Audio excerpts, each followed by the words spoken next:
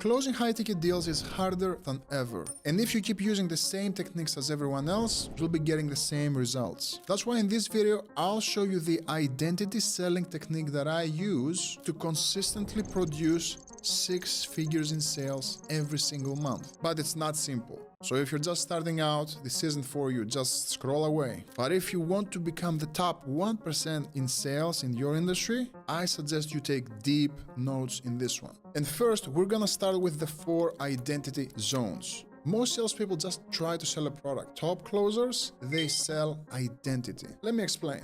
People don't just buy things for logical reasons. They buy to protect, prove, or become a certain version of themselves. So today, I'll teach you the exact sales strategy that taps into the deepest parts of your buyer psychology, their identity. This is what I call identity selling, and once you master this, selling gets easy. So quick question, why do people spend $1,000 on a phone when a 300 phone does the exact same thing? Why do people buy Teslas, wear Jordans, or drink green juice out of glass bottles? Because it says something about who they are. We don't just buy things, we buy beliefs. And every purchase is a vote for the person we think we are or the person that we want to become. So right now, if you're not selling to someone's identity, you're competing on price, futures, discounts, and that's a race to the bottom. So let's dive in. How do you actually sell to someone's identity? Well, we need to start with the 4 identity zones. Let's look into them. The first identity zone is their current self. Then we have their ideal self, the person that they want to become. Then we have a feared self. This is the person that they fear becoming. And then we have the social self. And that's their reputation. How do they want other people to view them as? Now, if we want to tap into their current self, we need to use rapport and relevance. That's how we sell directly to their today identity. And the whole point is, when you know exactly where they are in this matrix, you can tailor your pitch to speak directly to that person. Here's the natural progression of someone's identity in a sales call. We start with the current self, then we'll ask the right questions that we'll look at soon into their ideal self. Then we want to draw them back down into their feared self, the person that they fear becoming. And then we'll help them evolve into their social self. And what we want to do in each stage is we want to explore their current identity. We want to highlight their ideal identity. We want to warn them about who they don't want to become. And we want to reinforce their social identity. Now, there's a big difference between how average salespeople sell and how the top 1% salespeople sell to them. When it comes to their current identity, average salespeople just ask them about their situation. What's your current situation right now? What's your current sales process? What are you currently doing to get more sales? However, the top 1% salespeople, we're going to ask them around, how would you describe yourself? Because I want to pierce through their defenses. I don't want to ask them about surface level questions around how they see their situation. I want to ask them about how they see themselves. Then, average salespeople, when we're talking about their ideal situation, they ask questions around, hey, what are your big goals? What do you want to achieve? Where do you want to be in 12 months? Again, very surface level. Sales pros and the top 1%, we ask, who do you need to become to achieve your goal? And what does that do? It creates immense accountability in the prospect's end. They can't escape that question and give excuses because we show them that they need to have an internal transformation so they can hit their goal. Now, let's talk about their feared identity. When it comes to their feared identity, average salespeople ask questions like, well, what happens if you don't make a change? And that's the usual question, and that's fine. But how do we take it to the next level? We ask them, what's the version of you that you don't want to become? Can you see how much more powerful that question is? When it comes to their social identity, what question do average salespeople ask? They ask, who's impacted with these changes? Or they ask, who's benefiting by you reaching your goals? And again, that's not the worst question to ask, but there's another level. What I ask them is, if you achieve this goal, how do you want other people to see you?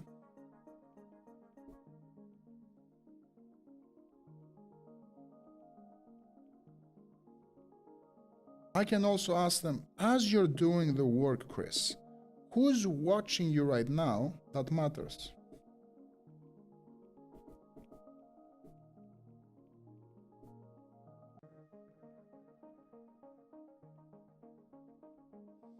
Can you see how much more powerful the answer you will get back is? They will answer with things like, my son, my kids, my parents are watching me and I want to make them proud. Now, we'll move into the second concept that I call Activator Language. And this is where we'll talk about how do we actually activate their new identity so they can take actions just like that identity. And the reason why I want to do that is if I'm able to empower them to make decisions as their best next version, what decisions are they going to make? They're going to make the decision that they should move forward. They should make more abundant decisions. They should not stall or give me a think about it objection. But I'm also empowering them to really go after their goals and commit. So the big idea here is, how do I reframe their diminished identity statements and pull them into their expanded identity? So what are some examples of diminished identity? Well, it's someone who is hesitant, someone who is giving excuses. And what does the empowered version look like? Well, they are decisive. The same thing happens when someone is always lurking and looking around, always looking for the most affordable option, the cheapest option possible. And they're always looking for the right solution instead of leading themselves powerfully, picking a direction, and then making it the right direction through their actions. Another diminished state is also someone who's stalling a lot, and I want to turn them into a star that's making their own decisions and they're stepping up. So what formula can I use? And that's a reframing formula to turn someone from a hesitant person to a decisive person, from a lurker to a leader, and from a staller to a star. Well, there are 3 steps. First, I want to acknowledge. I don't want to make them feel bad about how they feel or their identity. If I do that, they're going to get defensive and they're going to hold back. Then, what I'd love to do is I want to normalize it. I want to make them feel okay, because when I make them feel okay, they're going to feel okay with letting go of that identity. And the third step is I need to be able to activate their new identity. So how do I actually do that? Let me give you a few examples here. So prospect says, I've just never been the kind of person who takes fast action. I don't make decisions on the same call. I will say totally, and that's exactly why this conversation is important. Because the moment you do something different, even once, you start building evidence that you are that person. Fast action isn't just a personality, it's a pattern. And it only takes one rep to shift the story that you tell yourself. So this is how I'm walking them up to the reframe. And now I will use the activator question. So if you made this move today, what kind of person would that make you? So the internal transformation that's happening here is I hesitate, I overthink, to the new identity. I move, I decide, I lead. Let's look at another example. Prospect says, I usually start things but don't follow through, so I'm really scared about this. That's the reframe. Let's look at the reframe. That's actually more common than you think. It's not a flaw, it's a feedback loop. What if this time isn't about trying harder, but about doing it with a system, support, and accountability that holds you to a higher standard? So what would you change in your life if you started becoming the person that actually finishes what they start? So the internal transformation that's happening here is I am flaky to I follow through, finish, I close the loop. Let's look at another example. Prospect says, I don't think I'm ready yet. Now you will say, now, no one ever feels truly ready. And the people who win, the reality is they move before they feel ready, so they can become the version of themselves that makes it work. So what does the future version of you do in this exact moment? Do they wait or do they act? So the internal transformation that's happening here is I want to wait until I'm ready to I create readiness by taking action. Let's look at another example. Prospect says, I don't want to mess this up again. I always mess up. They see themselves as a failure. Here's their reframe. That's totally fair, but not making a move before of the past is how most people get stuck in the past. The only way to change the outcome is to change the approach. And this is why we're having this conversation. So the transformation that's happening internally is I fear about repeating the past. 2, I'm building a new future with new decisions. Let's look at another example. Prospect says, I'm just not that type of person. Here's what I will say. Yeah, I get it, and that's the old story talking. The truth is, we all choose who we become next. What if this is the moment where you get to switch roles in your own narrative and be in control? So for you, who do you need to become to get what you actually want, and what does the person who actually gets that look like? So the internal transformation is I'm not that type. 2, I get to decide who I become now. The third point that we'll cover is the identity bridge.